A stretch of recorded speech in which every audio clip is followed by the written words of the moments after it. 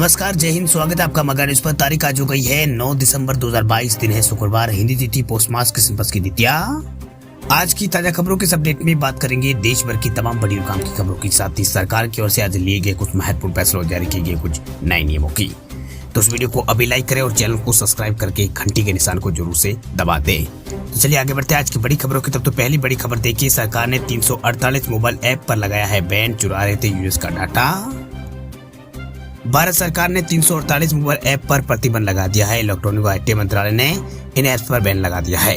ये ऐप कथित तौर पर यूजर्स का डेटा और निजी जानकारी जो है उसको कलेक्ट करके अनधिकृत तरीकों से देश से बाहर यहाँ पर भेज रहे थे। दरअसल इलेक्ट्रॉनिक सूचना प्रौद्योगिकी राज्य मंत्री ने संसद में ये जानकारी यहाँ पर दी है। बता दें आपको कि इससे पहले भी यहाँ पर 54 नए चाइनीज ऐप्स को यहाँ पर बैन किया गया था। इलेक्ट्रॉनिक और सूचना प्रौद्योगिकी राज्य मंत्री चंद्रशेखर ने कहा है कि यहाँ पर उन्होंने सूचित किया है कि सरकार ने अब तक उपयोगकर्ताओं के डेटा है उसको कथित तौर पर एकत्रित करने और देश के बाहर सर्वर को अनधिकृत रूप से प्रसारित करने के लिए 348 ऐप्स को ब्लॉक यहाँ पर कर दिया है। वही चंद्रशेखर ने लोकसभा में एक सवाल के जवाब में उन्होंने ये बात यहाँ पर कही। उन्होंने कहा है कि गृह मंत्रालय ने 348 मोबाइल एप्लीकेशन की पहचान की थी जो कि उपयोगकर्ताओं की जानकारी को एकत्रित कर रहे थे। इसे प्रोफाइलिंग के लिए देश के बाहर स्थित सर्वरों को अनधिकृत तरीके से प्रसारित कर रहे थे।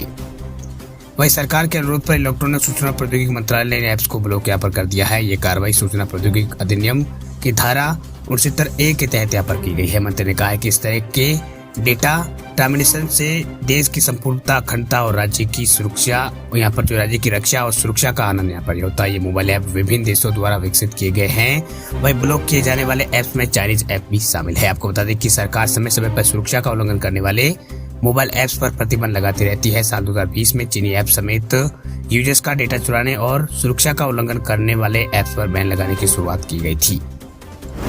चलिए बात करते हैं अगली खबर की। तो घर बनाने वाले लोगों के लिए बड़ी खबर देखिए, घर बनाने का यही सही समय, सस्ता हुआ है सरिया लेकिन बढ़ने वाले हैं अब सीमेंट के दाम।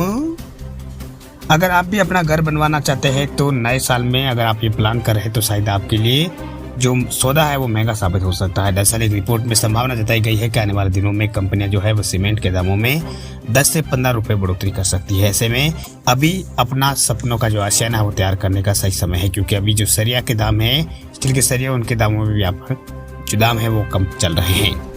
वही अपना घर का सपना हर इंसान का होता है, लेकिन पहले यहाँ पर महंगी जमीन, फिर उस पर सपनों का आशियाना बनवाने उस पर आने वाले खर्च को देखकर लोग अपने प्लान को आगे बढ़ाते रहते हैं। घर बनाने में खर्च में सबसे बड़ा हिस्सा सरिया और सीमेंट का लगता है। अगर इन सामानों के रेट कम होते हैं तो फिर कंस्ट्रक्शन कॉस्ट भी यहाँ पर कम आती है। फिलहाल बात करें सरिया के दामों के, तो दामों में गिरावट देखने को मिली है। अक्टूबर की तुलना में ये काफी यहाँ पर कीमतें हैं जो कम चल रही है, लेकिन सीमेंट के भाव में और तेजी आने की अभी संभावना बन रही है। वही बिजनेस स्टैंडर्ड में छुपी एक रिपोर्ट के मुताबिक यहाँ पर इस साल जो है सीमेंट की कीमतों में तेजी देखने को मिली है। वही MK global finance services limited के मुताबिक देश भर में सीमेंट की कीमतों में अगस्त 2022 में 16 रुपये प्रति बोरी, जबकि बीते नवंबर में करीब 6 से 7 रुपये प्रति बोरी की बढ़ोतरी यहाँ पर हुई है। रिपोर्ट में ये भी संभावना जताते हुए कहा गया है कि सीमेंट कंपनियां जो है इस महीने पूरे देश में 10 से 15 रुपये प्रति बोरी तक सीमेंट की कीमतों में बढ़ोतरी करने की तैयारी कर रही है। बात हम करते हैं अगली खबर की। तो फ्री राशन लेने वाले लोगों के लिए बड़ी खबर देखिए, फ्री राशन के नियमों में हुआ है बदलाव, करोड़ों राशन कार्ड धारकों को नहीं मिलेगा राशन। राशन के नियमों में समय समय पर देश में बदलाव किए जाते रहे हैं। अगर आप भी फ्री राशन वाली सुविधा का फायदा ले रहे हैं तो अब इसमें एक बड़ा बदलाव यहाँ पर हो गया है, जिसका असर यूपी, दिल्ली समेत देश के कई राज्यों के राशन कार्ड धारकों को होगा। बता दें कि कई राज्यों में फ्री राशन स्कीम के तहत गेहूं न देने की बात कही गई है, यानी अब आपको फ्री राशन स्कीम के तहत गेहूं मिलना थोड़ा मुश्किल है। वही सरकार की ओर से किए गए इस बदलाव के पीछे मुख्य वजह जो है गेहूं की कमी होना है। राज्य सरकारों ने कहा है कि कार्ड धारकों को गेहूं की जगह पर चावल वितरित किया जाएगा। वही प्रधानमंत्री गरीब कल्याण जो योजना है उसी योजना के तहत गेहूं की जगह चावल का वितरित यहाँ पर किया जाएगा, यानी चावल जो है वितरण किए जाएंगे। इसके अलावा कई राज्यों में राशन कार्ड धारकों को गेहूं पहले की तुलना में कम यहाँ पर दिया जाएगा और इसकी जगह पर चावल का वितरण जो है वो किया जाएगा। वही गरीब कल्याण अन्न योजना के तहत पात्र राशन कार्ड धारकों को फ्री गेहूं और चावल दिया जाता है, लेकिन इस समय देश में गेहूं की कमी होने की वजह से कई राज्य सरकारों की तरफ से ये फैसला लिया गया है। राशन कार्ड धारकों को उत्तर प्रदेश, केरल, बिहार राज्यों में राशन कार्ड धारकों को गेहूं वितरित नहीं किया जाएगा। इसके अलावा उत्तराखंड, गुजरात और झारखंड, मध्य प्रदेश और पश्चिम बंगाल के कार्ड धारकों को पहले की तुलना में कम गेहूं मिलेगा।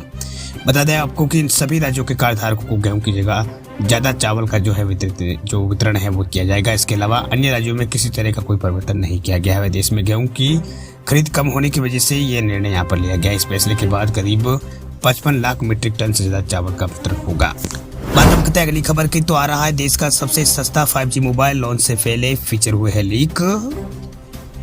टेलीकॉम कंपनी रिलायंस जियो की जियो 5G सर्विस धीरे धीरे हर राज्य में रोल आउट होने लगी है। ऐसे में कहा जा रहा है कि कंपनी जल्दी मार्केट में अपना सबसे सस्ता जो 5G फोन है वो लॉन्च कर सकती है।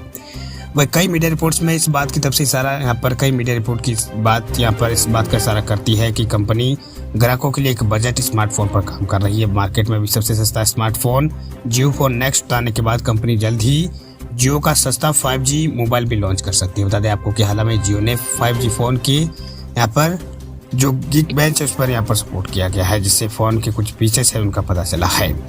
वही जियो 5G स्मार्टफोन जो है Geekbench लिस्टिंग पर मॉडल नंबर यहाँ पर लो मॉडल नंबर के साथ लिस्ट यहाँ पर किया गया है। इस डिवाइस में स्पीड और मल्टीटास्किंग के लिए Qualcomm स्नैपड्रैगन का जो प्रोसेसर है वो जो है वो दिया जा सकता है। इसका जो कोड नेम है वो होली बताया गया है। ऐसा अनुमान लगाया जा रहा है कि इससे जियो फोन 5G फोन है। इस फोन में स्नैपड्रैगन 480 प्लस बजट यहाँ पर 5G मोबाइल प्लेटफॉर्म का इस्तेमाल किया जा सकता है। बता दें आपको कि ये प्रोसेसर बजट सेगमेंट के स्मार्टफोन में देखने को मिलता है। वैसे चिप सेट के साथ ग्राफिक के लिए एंड्रोन 619 GPU यहाँ पर दिया जा सकता है। याद दिला दें आपको कि पिछले साल लॉन्च हुए जियो फोन नेक्स्ट में भी Qualcomm चिप्स का ही इस्तेमाल यहाँ पर किया गया था। वही Geekbench लिस्टिंग से पता चलता है कि जियो 5G जो फोन है उसमें 4 GB रैम के साथ इसे उतारा जा सकता है। साथ ही इस डिवाइस में 64 GB तक की जो इंटरनल जो स्टोरेज है वो भी मिल सकती है। वही सॉफ्टवेयर की बात करें तो यहाँ पर जो फोन है वो Geekbench लिस्टिंग की इस बात को कंफर्म करती है कि इस जियो 5G फोन में Android 12 out of the box operating system मिल सकता है। वही यहाँ पर इस फोन के बारे में यहाँ पर अधिक जानकारी आपको बता दें कि कई मीडिया रिपोर्ट में संकेत मिले हैं कि जो इसकी कीमत है वो 12,000 रुपये के आसपास हो सकती है। यानी 12,000 के आसपास इस 5G फोन की जो जियो का 5G फोन इसकी कीमत हो सकती है। चलिए बात करते हैं अगली खबर की, तो पीएफ खाताधारकों के लिए बड़ी खबर। देखिए अब बार बार रिजेक्ट नहीं होगा आपका क्लेम। ईपीएफओ ने जारी की है नई गाइडलाइन। अगर आप अपने ईपीएफ क्लेम के लिए अगर घर बैठे ऑनलाइन अगर आपने अप्लाई किया है और क्लेम आपको बार बार रिजेक्ट हो रहा है तो अब आपको परेशान होने की जरूरत नहीं है। इसके लिए ईपीएफओ ने क्षेत्रीय कार्यालयों को नई गाइडलाइन है वो जारी की है, जिससे आपका जो क्लेम है बार बार रिजेक्ट नहीं होगा। वही ईपीएफओ ने क्षेत्रीय कार्यालयों को गाइडलाइन जारी कर कहा है कि ईपीएफ के लिए जो भी ऑनलाइन दावे किए जा रहे हैं उनका प्रोसेस जल्द से जल्द किया जाए। एक ही दावे को कई आधारों पर खारिज ना किया जाए।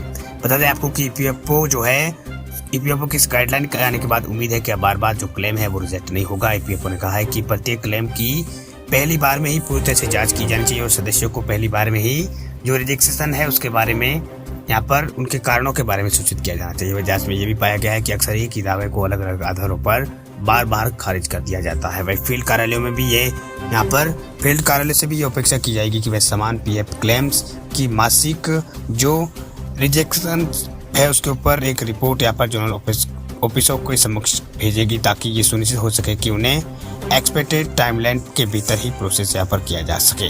वही मंत्रालय ने कहा है कि सदस्यों की शिकायत कुछ फील्ड कार्यालय में भी अपनाई जा रही है। इससे अनियमित प्रथाओं का मतलब जो अनियमित जो प्रथाओं है उनको उनकी ओर इशारा यहाँ पर करती है। वे गलत प्रथाओं के चलते सदस्यों को उचित लाभ संबंधी सेवा प्रदान करने में देरी होती है, जिसमें अनावश्यक दस्तावेजों को मांगना भी शामिल है। मंत्रालय ने गलत प्रथाओं को तत्काल रूप से रोक लगाने का निर्देश दिया है। बात अब करते हैं अगली खबर की, तो नए साल पर कार खरीदारों को लगेगा जोरदार झटका। ये बड़ी ऑटो कंपनियां बढ़ाएगी दाम। अगर आप भी कार खरीदने की सोच रहे हैं तो आपके लिए बुरी खबर है। आपकी पसंदीदा कार जो है वो जो पसंदीदा कार कंपनियां वो नए साल यानी 1 जनवरी से गाड़ियों की कीमतों में इजाफा कर रही है। दरअसल दूसरी और आरबीआई जो है रिजर्व बैंक उसने भी रेपो रेट में 35 बेसिस पॉइंट का इजाफा कर दिया है। इसका मतलब यह है कि अब लोन की ईएमआई पहले से ज्यादा भरनी होगी। ऐसे में कार खरीदने वाले ग्राहकों को नए साल की शुरुआत के साथ ही दोहरा झटका लगेगा। दरअसल बात यूँ है कि ऑटो कंपनियां हैं वो मर्सिडीज बेंज और ऑडी और इसके अलावा रेनो और कियो और इसके अलावा किया और इंडिया यहाँ पर किया इंडिया और इसके अलावा एमजी मोटर्स समेत टाटा मोटर्स और मारुति सुजुकी ने भी कीमतों में इजाफा कर दिया है। वहीं इन कंपनियों ने लागत में बढ़ोतरी का हवाला देते हुए अगले महीने से अपने जो मॉडल्स के दाम बढ़ाने की बात यहाँ पर कही है। इससे नए साल पर कार खरीदने का प्लान थोड़ा आपका महंगा हो सकता है। वही ऑडी इंडिया ने 1 जनवरी से अपने सभी मॉडल्स पर 1.7% दाम यहाँ पर बढ़ाने का फैसला किया है। वही मर्सिडीज बेंज इंडिया की कारों की कीमत में 5% की बढ़ोतरी होगी। वही इसके अलावा किया इंडिया ने भी मॉडल और सीरीज के आधार पर कीमतों में 50,000 रुपए तक की बढ़ोतरी करने की बात कही है। इससे पहले मारुति सुजुकी और टाटा मोटर्स ने भी कारों में इजाफा करने की बात यहाँ पर कारों की जो कीमतें हैं उसमें इजाफा करने की बात यहाँ पर कहती है।